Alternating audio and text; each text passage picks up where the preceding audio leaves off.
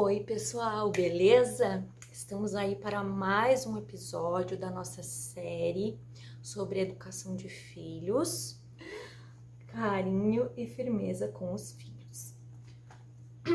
Hoje, a minha ideia é a gente tentar adiantar 2 capítulos, porque um deles é bem pequeno, então eu acredito que a gente vai conseguir. Eu gostaria muito que vocês me dissessem o que vocês estão achando, né, desse material. Vocês comentassem aqui embaixo, né, as percepções de vocês, se vocês estão conseguindo colocar alguma coisa em prática, né, sobre esse assunto, se tá fazendo sentido para vocês, né? Gostaria que vocês interagissem comigo nessa hora.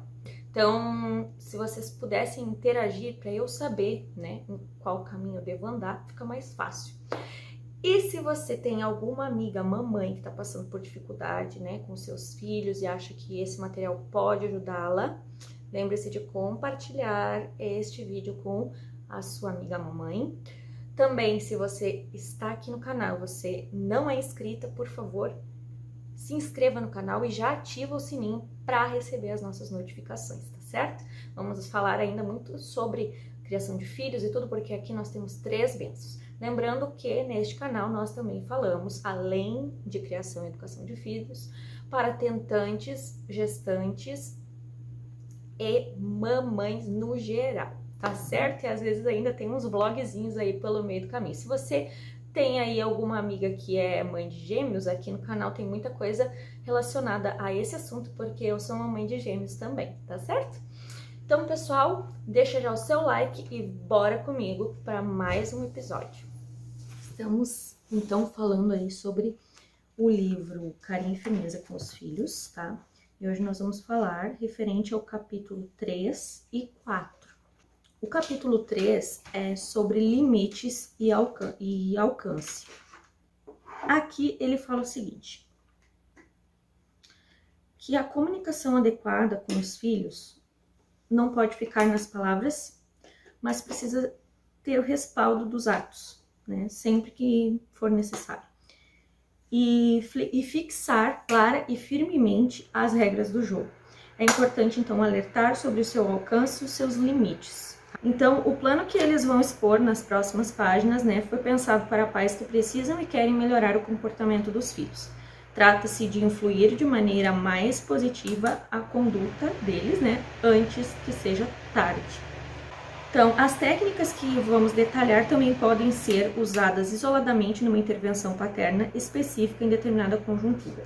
É frequente que os pais, em função do modo de ser dos filhos ou deles mesmos, apliquem espontaneamente alguma das 3 capacidades mencionadas, que eu vou mencionar aqui, tá? Mas raramente usam as 3, né? Então, muito menos de forma habitual. Então, assim, a gente acaba usando, né? Porque nós temos filhos e a gente acaba fazendo essas coisas de maneira que nem percebe, mas não de forma habitual e nem as 3 juntas. Conseguir que os filhos mudem de conduta e de hábitos não é um processo fácil, menos ainda repentino. Abrange múltiplos fatores que, por sua vez, se combinam de maneiras diversas. O objetivo deste livro não é impor normas rígidas e infalíveis aos pais. Não é impor normas rígidas e infalíveis. Não é, tá? Então, ou seja, não há regras que não sejam falhas. Todas elas podem ter um ponto de falha. Mas oferecer-lhes pontos de referência e apoio. O plano que descreveremos foi escrito para pais de filhos pequenos que não apresentam alterações graves de comportamento antes de entrarem na adolescência, certo? E agora nós vamos entrar no capítulo 4. O que não se deve fazer, o que não se deve fazer. Antes de começarmos a estudar os métodos para melhorar o comportamento dos filhos, convém que avaliemos a forma como reagimos habitualmente quando não nos dão ouvidos ou nos tiram do sério. Como nós agimos quando os nossos filhos... Vamos pensar aí, vamos refletir antes de continuar aqui esse vídeo. Como a gente reage quando os nossos filhos, eles nos tiram do sério ou eles não respondem às nossas expectativas? Como? Como você fica? Você fica com raiva, você fica frustrado, você fica como? Como que é isso? Né? Então aqui o autor nos deixa essa questão para a gente pensar no assunto. E aí ele fala o seguinte: as reações ineficazes, tá, na educação dos filhos vão ser agrupadas em duas categorias, tá? São elas: respostas inseguras e respostas hostis ou agressivas. Nós vamos ver todas agora nos próximos minutos. E aí é que ele lança, né, uma sementinha para a gente pensar novamente. Ele vai dizer: se você for como a maioria dos pais, com certeza reconhecerá algumas das respostas ou reações que referimos como exemplo neste capítulo. Vamos lá. Respostas inseguras. As respostas inseguras fracassam porque os pais não comunicam claramente aos filhos o que esperam deles. Então, uma resposta insegura é quando não transmite à criança de forma precisa, facilmente compreensível e firme. Novamente, nós estamos falando sobre a firmeza, né, dos nossos atos. O que se espera que ela faça. Ou seja, a gente titubeia ou joga uma ordem no ar, sabe? Uma ordem vaga. E a criança, então, ela não pega. É uma resposta insegura. Uma coisa que ficou no ar, sabe? Insegura mesmo, a gente passa a sensação para a criança. Aqui, então, os autores eles relacionam a seguir alguns exemplos de respostas paternas tipicamente não assertivas diante de comportamentos indesejáveis dos filhos, e eles mostram por que essas respostas não funcionam. É o que entra a questão da prática, que eu havia falado lá desde o princípio, por que eu gostei deste livro aqui, porque ele é muito prático, é por isso que eu vim trazer ele aqui. Porque se fosse aqueles livros teóricos, eu já nem traria, sabe? Mas eu achei esse livro aqui bem prático. Agora ele vai trazer aqui, ó, afirmações ineficazes. Vamos ver em que situações nós, pais, usamos afirmações ineficazes, tá? Então aqui, imaginem aí, imaginem, né, no imaginário aí de vocês, uma mãe que diz o seguinte: pedi que você arrumasse o quarto e você ainda não fez. A criança continua a não atender o pedido da mãe, que diante dessa atitude suspira frustrado: você não me dá bola. Ora, quando as crianças fazem alguma coisa errada, em geral têm plena consciência de que estão fazendo coisa errada. Dizer-lhes apenas que estão se comportando mal é uma mensagem incompleta, pois não transmite de forma clara e definitiva o que realmente se quer que façam nem quando devem fazê-lo. Então, vamos pensar aqui. Eu quero que você arrume o seu quarto agora. Agora. E eu vou ficar aqui esperando que você arrume. Se precisar, eu vou até te ajudar. Mas eu vou ficar aqui. Mas eu não vou dizer que eu vou ajudar, tá? Mas eu, como mãe, já tô aqui na raciocinando. Posso até te ajudar, mas eu vou ficar aqui. Porque se você der tempo, vai passar o tempo e ficou ineficaz essa tua afirmação. Então, não adianta. Se a criança quiser fazer, ela faz. Se ela não quiser, ela achou brecha para desobediência. Pronto. E aí, você nunca mais vai conseguir puxar essa rédea, porque a criança vai decidir o dia que ela vai querer obedecer ou não, né? O pedido da mãe para que o filho arrume o quarto, seguido unicamente pela queixa de que ele não faz caso, dilui a instrução e tira-lhe força, permitindo que o filho simplesmente a ignore. É a indefinição da reação materna o que torna completamente ineficaz a sua insegura comprovação da desobediência filial. Perguntas. As perguntas seguem frequentemente as afirmações ineficazes. Tá? Depois de se limitarem a comprovar passivamente a conduta inadequada da criança, muitas vezes os pais cansados ou mesmo desconcertados agravam ainda mais a falta de assertividade da sua reação com perguntas como: por que você se comporta mal comigo? Por que, meu filho? Por que você se comporta mal com a mamãe? Por que você não presta atenção na mamãe? Por que você não presta atenção ao que eu lhe digo? Eu mesma já fiz isso, tá? E levante a mão aí quem já fez. Quero saber quem é que já fez, porque eu já fiz, tá? Às vezes o Pedro Henrique faz umas coisas que daí eu chego: filho, por que tu não presta atenção na mamãe? Por que tu não presta atenção na mamãe? Quem passa por essa situação aí, levanta a mão que nós vamos trabalhar e nós vamos conseguir sair dessa juntos, tá bom? Recebe aí. esse tipo de perguntas em tom de reclamação não funciona porque raramente o filho pode ou quer explicar o motivo do seu comportamento impróprio ou a razão pela qual não faz caso dos pais, mesmo que tenha plena consciência de estar agindo de maneira indevida. Ele tem essa consciência, seu filho tem essa consciência, ele sabe que ele está agindo mal. Não adianta você pensar que ele tá... ele não sabe o que ele tá fazendo, é uma criança. Não, ele tá agindo de forma proposital, né? A maioria dos pais pensa que se conseguirem levar o filho a dizer o porquê que ele procedeu de maneira errônea, vai estar induzindo aí os seus filhos a reconhecer seus erros, a deixar de cometê-los. Mas não, essa criança sabe o que ela tá fazendo. Se a criança não sabe ou não consegue explicar a razão pela qual se porta de determinada maneira, as perguntas inseguras dos pais não vão ajudar a compreender ou perceber os motivos dos seus erros. Então, outros exemplos aqui práticos do nosso dia a dia, de como o filho e a mãe, né, aí estão se comportando, exemplos do nosso dia a dia, tá certo? Então, o filho, tá? Ele tá saindo sem terminar a lição de casa. Quantos aí passam por isso? Por favor, deixem aqui nos comentários. Queremos aprender juntas, queremos compartilhar as nossas experiências, lamentar as nossas falhas e principalmente melhorar a cada dia. Filho, né? O que tá acontecendo com esse filho? Ele tá saindo sem terminar a lição de casa, tá? Ele tá indo pra casa de um amigo. Tá? E aí ele simplesmente sai e diz assim: tchau, mãe, até logo, mãe, bye bye, mãe, seja lá como é que seu filho diz aí pra você. E a mãe fica muito braba, porque existe atrás desse fato a questão de que ela havia dito para esse menino que ele só poderia sair de casa a partir do momento que ele tivesse terminado essa lição. Então, aqui está um fator bem agravante da situação de desobediência. A mãe aqui vai ficar exasperada e ela vai dizer: quantas vezes eu tenho que te dizer que você só vai sair de casa depois que terminar a lição? Ela vai passar essa bola para ele. O que ela espera que ele fale? Mais umas 10 vezes, mãe. Qual a resposta essa mãe espera? Tá vendo como é bom a gente pensar juntas? Às vezes a gente faz isso e a gente fica...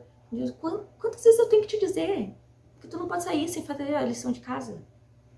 O que tu espera que teu filho fale quando tu passa essa bola pra ele? Sabe? O que você espera? Vamos pensar juntas? Então, a pergunta da mãe, nesse caso aqui, que é eu, que é você, que é a sua amiga, que é a sua mãe, que é, sei lá, qualquer uma mãe, tá? Porque a gente faz essas perguntas, eu sei, tá? É uma pergunta insegura, tá? Essa pergunta é uma pergunta insegura, porque só transmite o desgosto da mãe. E claro, coitada, ela tá super frustrada. Vamos abraçar essa mãe, minha gente. Essa mãe tá super frustrada aqui, ó. Sem expressar, só que ela não tá conseguindo expressar sua autoridade sobre os filhos. Nós vimos no episódio passado. Eu vou pedir para Paula Júlia para deixar nos cards aqui os episódios anteriores que tá chegando agora, tá? Mas nos episódios anteriores é muito bom a gente seguir a risca os episódios pra gente não perder nada, tá?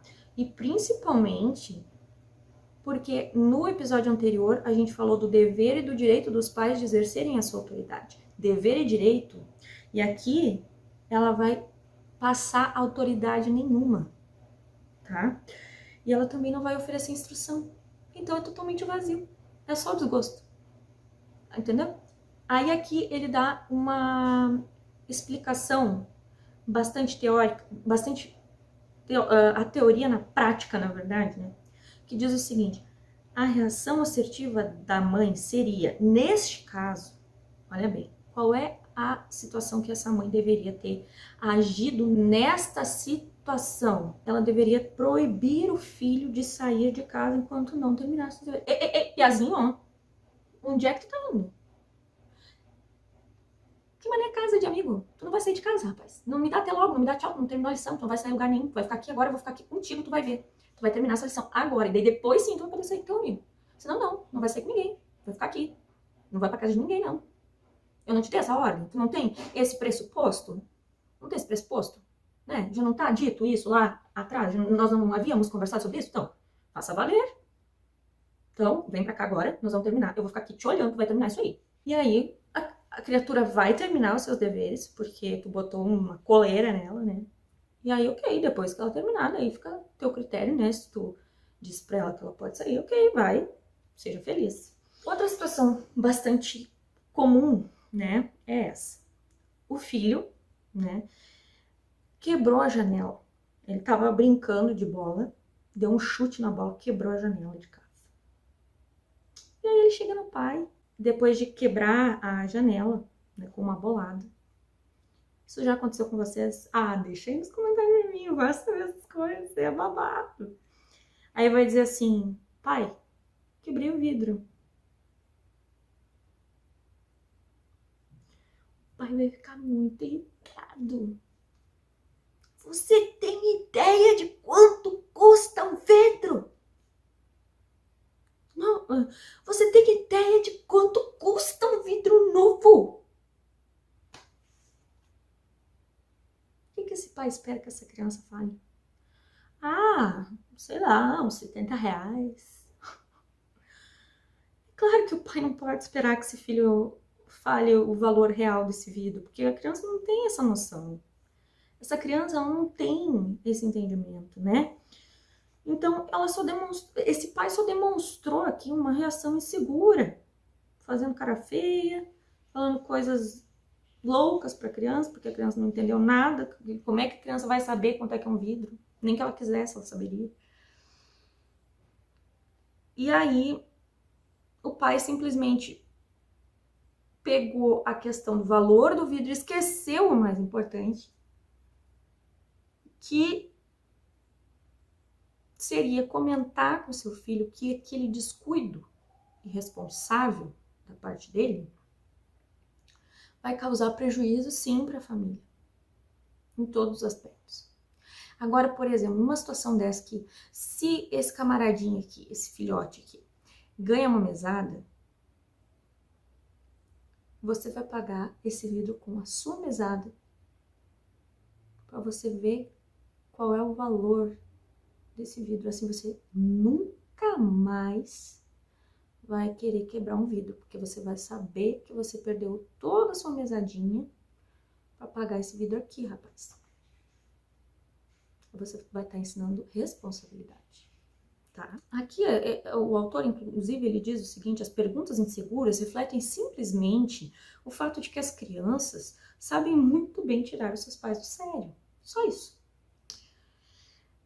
Aí agora vem a outra parte do que não se deve fazer.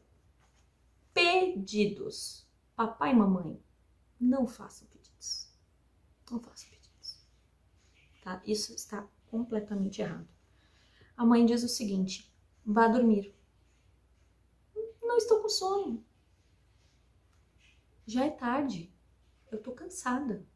A mãe responde: eu tô cansada. Vai dormir. Mas eu não tô cansado. Não quero dormir. Ele vai ficar alimentando ali, tá vendo? Mas eu estou. Por favor, vá dormir. Quando os pais, olha o que o autor vai dizer, se dirigem aos filhos por meio de pedidos, estão implorando a sua compaixão. Isto não costuma ser razão suficiente para que as crianças deixem de comportar-se de maneira imprópria, pois não compreendem até onde vai o cansaço de um adulto que é diferente do cansaço da criança. Ou seja, vocês têm vidas diferentes. A criança jamais vai saber qual é o teu cansaço, porque ela vive em outro ritmo. Então, não tem como esperar que ela entenda. Pior ainda, a súplica por compreensão e piedade por parte dos filhos, né, transmite a estes uma imagem de insegurança e fragilidade. Ao invés de você estar exercendo ali a sua autoridade, que é um dever e um direito seu, você está passando uma imagem de insegurança, tá? E fragilidade. E isso só induz ao quê? A desobediência. Por que eu vou obedecer uma pessoa que é mais fraca do que eu? Outro fator que não é legal, tá? De nós deixarmos passar. Nós, pais, ignoramos... Nós, pais, ignorarmos as desobediências dos nossos filhos. Vejam essa situação, tá? A mãe diz o seguinte: Cecília, você deixou o piso do banheiro imundo, todo molhado. Cecília, você tem que limpar esse banheiro, Cecília. A Cecília, por sua vez, tá lá no sofá, encostada, lendo uma revistinha, né? Sim, mãe, já vou. A mãe, novamente, vários minutos depois, chama de novo. Cecília, eu já disse que é pra você largar essa revista e ir limpar o banheiro, que você deixou o banheiro todo molhado. Já vou, mãe, já vou, deixa eu só acabar de ler. O tempo vai passando e a Cecília continua a ler no sofá. A mãe pode vê-la da cozinha, mas derrotada, ela finge que não percebeu a desobediência e continua com o seu trabalho. Então, o que o autor vai dizer a respeito disso? Você já se viu nessa situação? Você já se viu nessa situação aqui, dessa mãe e da Cecília? Então, o autor ele vai dizer o seguinte: quando se tenta disciplinar os filhos e depois se faz vista grossa, né? Eu finjo que não vi, não tô a fim de me incomodar. Se ensina uma coisa só para criança, que não precisa ser levado a sério o que os pais dizem. Se você der uma ordem, você tem que certificar-se que essa ordem vai ser cumprida. No caso aqui da Cecília, o que teria que ser feito? Eu tô me esmerando todos os dias para tentar fazer isso com o Pedro. Eu digo, filho, vamos recolher o brinquedo que tá no chão. Aí ele não vai. Não. Filho, vamos recolher o brinquedo que tá no chão? Não quero. Eu vou lá, abro a caixa. Vamos recolher agora o brinquedo que tá no chão. Aí ele vai comigo e começa a colocar os brinquedos para dentro da caixa. Então aqui, muitas vezes nós temos que ser os mediadores dessa solicitação, para que ela seja efetiva, para que ela venha se cumprir, né? E aí aqui, se você der uma ordem, certifique-se de que será cumprida, ou então você não dê essa ordem. Como é que você vai se certificar de que essa ordem vai ser cumprida? Você vai ir junto, você vai estar junto. Você não vai gritar lá da cozinha pro cara que tá no banheiro, não. Você não vai gritar da cozinha pro cara que tá lá no quarto, não, porque não vai adiantar, ele não vai nem te dar bola. Você vai ter que ir lá. Quero isso agora. Vamos recolher agora. E assim, olha a minha cara aqui. Não tô brincando. Sabe, a gente tem que ter uma autoridade. Não ser autoritário. Não é isso. A gente tem que educar nossos filhos em amor. Mas a gente tem que exercer a nossa autoridade, que novamente, pela terceira vez eu vou dizer, é um direito e um dever dos pais. A segunda parte do capítulo 4, tá? É referente às respostas hostis ou agressivas, tá? Então, vamos lá. A hostilidade e agressão por parte dos pais constituem o segundo tipo de reações estéreis, tá? Que não vão dar resultado nenhum. Representa uma equivocada mistura de autoritarismo com incapacidade de conseguir que os filhos se comportem adequadamente. Então, assim, essas formas, né, de trabalhar a educação dos filhos, né, o que a gente não deve fazer, agir com hostilidade ou agressivamente, são formas improdutivas e até perigosas de agir, tá? Porque não fazem com que o filho compreenda as razões pelas quais se deve portar bem. E, além disso, ignoram as suas necessidades e os seus sentimentos, tá? Então, assim, vamos pensar, quais são as frases que rebaixam os filhos, né? Vamos tentar não levar essas frases para dentro da nossa casa, né?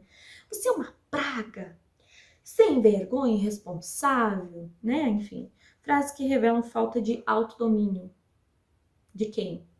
Nossa, dos pais, tá? Você me deixa louco. Você imagina o que passa na cabeça de uma criança quando você diz: você me deixa louco, você me deixa doente. Ameaças sem conteúdo nenhum. O que gera nas crianças essas respostas hostis e agressivas, né? Elas tendem a gerar sentimentos negativos entre você e seu filho. E por isso é importante evitá-las, né? Quanto mais você gritar com seus filhos, mais ineficaz será. Os gritos mostram-lhes claramente que você perdeu o controle de si mesmo e da situação e que eles ganharam o terreno. Castigos excessivos, tá? É frequente, olha o que esse autor vai dizer, né? É frequente que os pais errem a mão à hora de castigar os filhos. Quando impõem castigos demasiado severos, muitas vezes tende a anular depois da sua decisão. Isso é terrível. Lembram que eu falei na aula passada? Quando a gente diz que não, é um não. Se você pensa que pode haver um sim, então não diga aquele não. Você fique quieto, não diga aquele não, porque senão você vai estar se auto-sabotando. Então, o castigo geralmente é útil se tiver sido pensado de antemão. Por isso que na aula passada nós falamos que o ideal é a gente já ter uma tabela, né? A malcriação é essa e vai ser relativa a esse castigo, sabe? Já prévia, já imaginando o que essa criança pode vir a fazer. Ah, se essa criança não quiser comer, a gente não pode tirar comida, mas a gente pode tirar sobremesa. Olha bem esse exemplo aqui, fenomenal. Martin tem 12 anos. Ele deveria estar voltando para casa às 8 da noite, porém ele chegou em casa às 9 horas, tá? E o pai, furioso que estava, disse que ele era um vagabundo sem consideração. Já usou aí uma palavra, né? E que não sairia de casa durante um mês, exceto para ir à escola. Um mês sem sair de casa. A gente aguenta? A criança aguenta? Você vai aguentar seu filho em casa durante um mês? Só em casa, sem sair, sem poder brincar na rua? Sem ver um amigo, sem nada? Você vai aguentar isso? Então, uma semana depois, a mãe liberou-o do castigo, comentando com uma amiga: não aguentava mais. Eu não aguentava mais essa criatura dentro de casa. Incomodava meu tempo inteiro e dizia que estava aborrecido, que não sabia o que fazer. Nem o pai aguentava mais. Qual foi o resultado final desse castigo aí? Chuta aí, quero ver vocês falarem.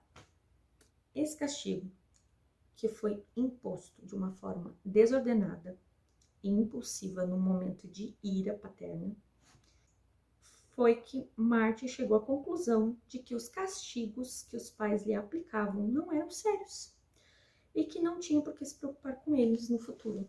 Pronto. Acabou.